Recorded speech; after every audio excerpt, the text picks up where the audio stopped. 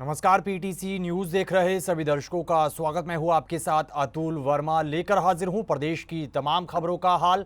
Bulletin की शुरुआत करेंगे, लेकिन सबसे पहले एक नजर हेडलाइंस पर। देश प्रदेश में धूमधाम से मनाया गया विजयदशमी का पर्व। पंचकुला में सबसे ऊंचे 151 फीट के रावण के पुतले का हुआ दहन। नायब सैनी ने दी शुभकामनाएं। शपथ ग्रहण समारोह को लेकर बोले नायब सैनी, कहा 17 अक्टूबर को पंचकुला में होगा कार्यक्रम। प्रधानमंत्री नरेंद्र मोदी समेत शीर्ष नेता होंगे शामिल। अंबाला के बराड़ा में 151 फीट ऊंचे रावण के पुतले का हुआ दहन। असीम गोयल ने प्रदेशवासियों को दी दशहरा पर्व की शुभकामनाएं। कांग्रेस की हार पर भी बोले। भिवानी में 100 फीट के रावण, कुंभकर्ण और मेघनाथ के पुतलों का किया गया दहन। पर्यावरण प्रदूषण को देखते हुए की गई कोल्ड आतिशबाजी। और पीटीसी न्यूज ने इनेलो के नवनिर्वाचित विधायक आदित्य चौटाला से की खास बातचीत। अमित सिहाग और दिग्विजय चौटाला पर भी जमकर कसा तंज।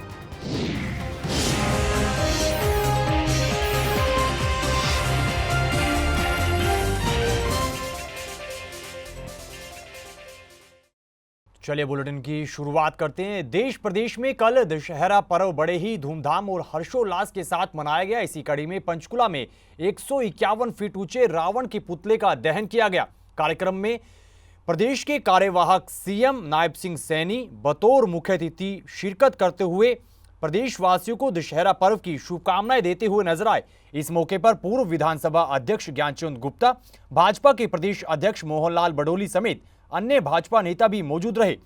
आपको बता दें कि पहले इस रावण के पुतले की ऊंचाई 180 फीट रखी गई थी, लेकिन पिछले दिनों तेज आंधी से पुतले का हिस्सा गिरकर क्षतिग्रस्त हो गया था, जिसकी वजह से पुतले की ऊंचाई 151 फीट रह गई, जो कि सबसे ऊंचा रावण का पुतला था।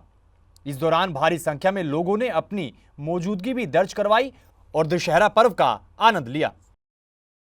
इस दौरान नायब सिंह सैनी ने शपथ ग्रहण समारोह को लेकर जानकारी दी। उन्होंने पत्रकारों से बातचीत करते हुए कहा कि शपथ ग्रहण समारोह पंचकुला में 17 अक्टूबर को आयोजित किया जाएगा, जिसमें प्रधानमंत्री नरेंद्र मोदी और पार्टी शीर्ष नेतृत्व शामिल होंगे।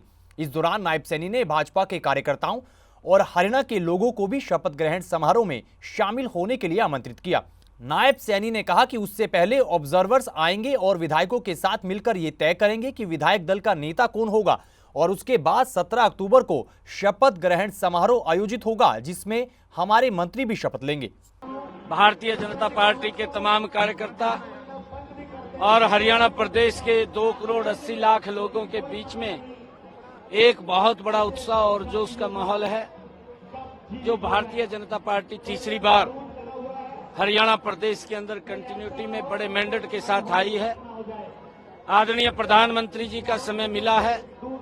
17 तारीख को आदरणीय प्रधानमंत्री जी और हमारी उच्च लीडरशिप इस शपथ ग्रहण समारोह में वो आ रहे हैं, और हरियाणा के लोगों को हमने आमंत्रित किया है। भारी संख्या के अंदर लोग यहाँ पंचकुला में शपथ ग्रहण कार्यक्रम के अंदर पहुंचेंगे। हमारे जो ऑब्जर्वर आएंगे, वो ऑब्जर्वर हमारे विधायकों से जो पार्लियामेंट्री बोर्ड तय करेगा कौन विधायक दल का नेता होगा, किसको हमारे विधायक दल का नेता चुनेंगे, और शपथ ग्रहण होगा। वहीं अंबाला में इस बार 111 फीट ऊंचे रावण के पुतले का दहन किया गया। जानकारी के मुताबिक बाहर से आए कारीगरों ने करीब 2 महीने में इस रावण के पुतले को तैयार किया और करीब 25 कारीगर इसमें शामिल रहे। 10 मुंह वाले रावण को 2 क्रेन की मदद से खड़ा किया गया। बराड़ा में जलने वाला रावण विश्व के 210 फीट के पुतले के लिए प्रसिद्ध है, और यहाँ के रावण का पुतला ऊंचाई के मामले में 5 बार लिम्का बुक ऑफ रिकॉर्ड में नाम दर्ज करवा चुका है। वहीं कार्यक्रम में भाजपा नेता असीम गोयल ने बतौर मुख्य अतिथि शिरकत की और प्रदेशवासियों को दशहरा पर्व की शुभकामनाएं दी। इस दौरान उन्होंने कांग्रेस की हार पर भी प्रतिक्रिया दी है। विजयदशमी के इस पावन पर्व की सभी अंबाला वासियों को, हरियाणा वासियों को, भारतवासियों को बहुत बहुत शुभकामनाएं देता हूं। ये पर्व हमें सिखाता है कि व्यक्ति अगर परिश्रम, अगर मेहनत, संघर्ष, धैर्य और संयम से काम ले, बड़ी से बड़ी कठिनाई और बुराई के ऊपर जो है विजय प्राप्त की जा सकती है। प्रभु श्री राम का जीवन इसी बात का प्रतीक है, हमें यही शिक्षा मिलती है। और रावण रूपी हर बुराई रावण हालांकि बहुत बड़े विद्वान थे, बहुत बलशाली थे, उन्होंने काल को भी अपने पलंग के साथ बांध रखा था, बहुत बड़े सिंगतज्ञ थे, लेकिन वो बुराई के प्रतीक बने और आज हजारों साल से उस बुराई के प्रतीक के नाते हम रावण का दहन करते हैं। और मैं मां अम्बा से भी ये प्रार्थना करूंगा, अम्बाला के ऊपर उनका आशीर्वाद रहे, अम्बाला आगे बढ़ता रहे, ऐसे मेले लगते रहें और हमारा अम्बाला सत्या के नाते आगे बढ़ता रहे। इधर रोहतक में भी विजयदशमी का त्योहार बड़े ही धूमधाम और हर्षोल्लास के साथ मनाया गया। रोहतक के पुरानी आईटीआई ग्राउंड में श्री रामलीला उत्सव कमेटी की ओर से कार्यक्रम आयोजित किया गया। इस दशहरे के पावन मौके पर रावण, कुंभकर्ण और मेघनाथ के पुतलों के दहन को देखने के लिए बड़ी संख्या में लोग पहुंचे और लोगों ने रावण दहन का आनंद लिया। कार्यक्रम में सांसद दीपेंद्र सिंह हुड्डा ने बतौर मुख्य अतिथि शिरकत की और प्रदेशवासियों को दशहरा उत्सव की शुभकामनाएं भी दी। इसी कड़ी में भिवानी में भी बीते कल दशहरा पर्व बड़े ही हर्षोल्लास और धूमधाम से मनाया गया। यहां पर 100 फीट के रावण, कुंभकर्ण और मेघनाथ के पुतलों का दहन किया गया। वहीं श्री अग्रसेन रामलीला कमेटी के सदस्यों ने बताया कि पर्यावरण प्रदूषण को देखते हुए इस बार कोल्ड आतिशबाजी का इस्तेमाल किया गया और कोई अप्रिय घटना न हो, इसके लिए पुलिस प्रशासन की ओर से व्यापक प्रबंध भी करवाए गए। वहीं दशहरा पर्व में इस बार भारी संख्या में लोगों ने अपनी मौजूदगी दर्ज करवाई और भगवान श्री राम के जयकारे जमकर लगाए और रामलीला के कलाकारों की प्रस्तुतियां भी देखी। ज्यादा देखने को मिल रहा है और बच्चे काफी उत्साहित है और देख कर बहुत ही उत्साहित सही बहुत मजा आ रहा है। आतिशबाजी बहुत ही शानदार है जो कि हर बार देखने को मिलती है हमें भिवानी शहर में और बहुत ही शानदार मेघदूत, अंगद, मेघराज और रावण के पुतले हैं और काफी अच्छा नजारा है। बुराई पर अच्छाई की जीत का पर्व दशहरा सिरसा में भी बीते कल बड़े ही हर्षोल्लास के साथ मनाया गया। कार्यक्रम में सांसद कुमारी सैलजा ने बतौर मुख्य अतिथि शिरकत की और जिलेवासियों के साथ साथ प्रदेशवासियों को दशहरा पर्व की शुभकामनाएं दी। उन्होंने कहा कि विजयदशमी का त्योहार बुराई पर अच्छाई का प्रतीक है। सभी को बुराइयों को त्याग कर सच्चाई के मार्ग पर चलना चाहिए और लोगों की भलाई के लिए काम करना चाहिए, क्योंकि मर्यादा पुरुषोत्तम भगवान श्री राम ने हमेशा अच्छाई और सच्चाई के मार्ग पर चलने का संदेश दिया है। आपके माध्यम से मैं सभी को विजयदशमी की, दशहरे की बहुत बहुत बधाई दूंगी, बहुत बहुत मुबारक। और जो सभी को हमने बचपन से सीखा है कि झूठ पर सच की, असत्य पर सत्य की, बुराई पर अच्छाई की जीत सदैव होती आई है और होती रहेगी। यही एक संदेश मर्यादा पुरुषोत्तम राम का था। जब रावण का वध हुआ, ये एक सिंबॉलिक वध था कि बुराई खत्म हो हमेशा के लिए और ये लड़ाई हमेशा हमेशा अच्छे लोग लड़ते रहे। वहीं चरखी दादरी में भी दशहरा पर्व बड़े ही हर्षोल्लास और धूमधाम से मनाया गया। जगह जगह पर बुराई के प्रतीक रावण के पुतले जलाए गए।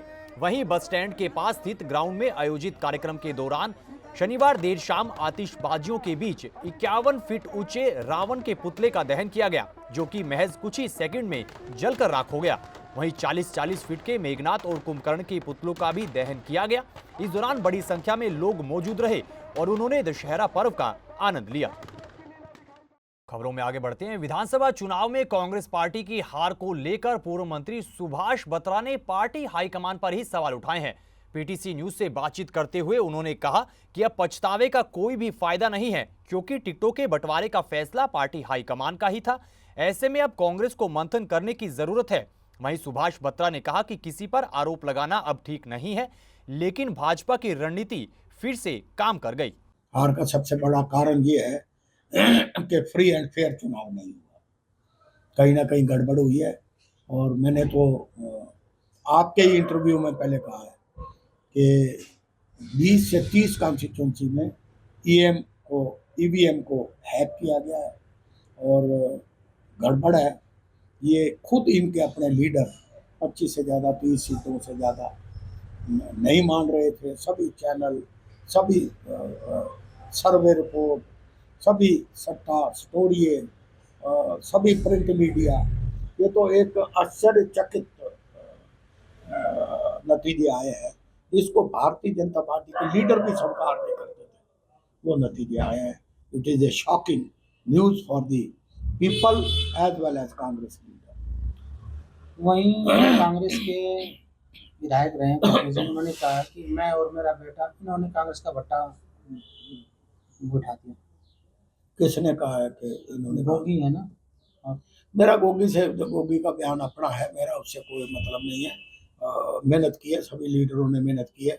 वो कहते हैं कि जब कोई अगर तो ये बन जाते तो सिकंदर थे।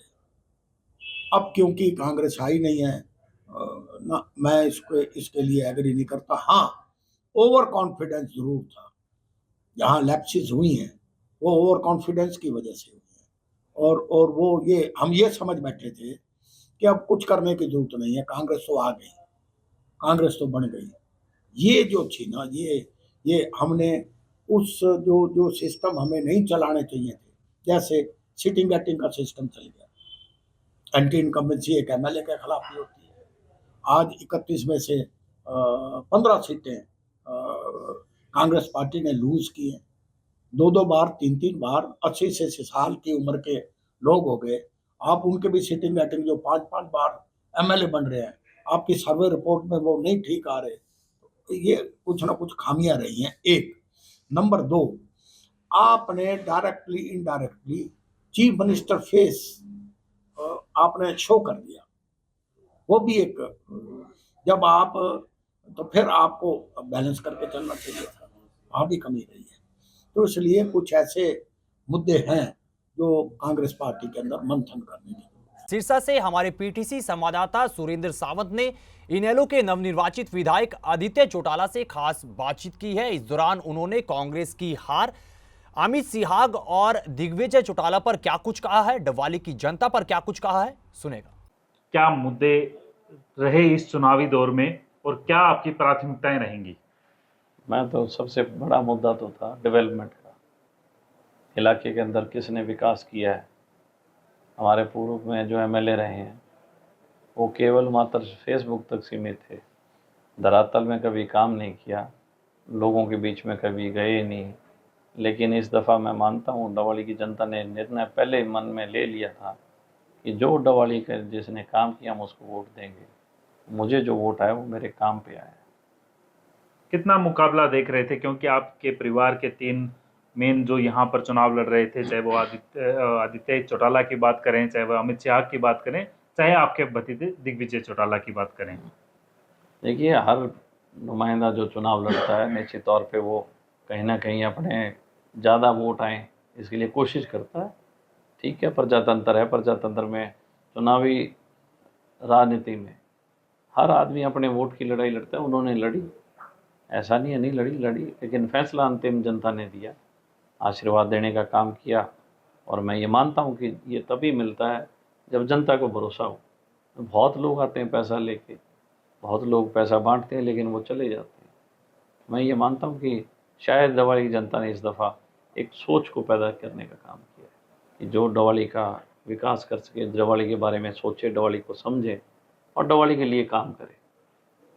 लगातार डबवाली की बात करते हैं तो पैसे का जिक्र बहुत आ रहा है। ये पैसे का जिक्र कहाँ से उठा है और क्या आपके पास सूचना है इसकी? नहीं, मेरे पास तो सूचना नहीं है। हाँ, जहाँ कहीं जाता हूँ लोग कहते हैं जी पैसा बहुत आया, पैसा बहुत बंटा। तो ऐसी हर गांव में और हर वार्ड में ऐसा हल्ला बहुत था। और अगर कहीं ना कहीं कुछ चीज़ होती है तो हल्ला तभी होता है, बिना उसके नहीं होता। हम लोग सोच सकते हैं कि क्या हुआ होगा, लेकिन अंतिम निर्णय जो है जनता है, जनता जननायक है। और जननायक ने जो फैसला लिया वही मान्य होता है सभी को। तो मैं मानता हूँ जो ये किसी ने अगर ऐसा प्रचलन शुरू किया है तो शायद ये ठीक नहीं है, और पढ़े लिखे लोग ये मानते भी हैं इस बात। डबवाली क्षेत्र के लिए क्या प्राथमिकताएं रहेंगी आपकी? देखिए, हमारा इलाका जो है वो कृषि आधारित इलाका है।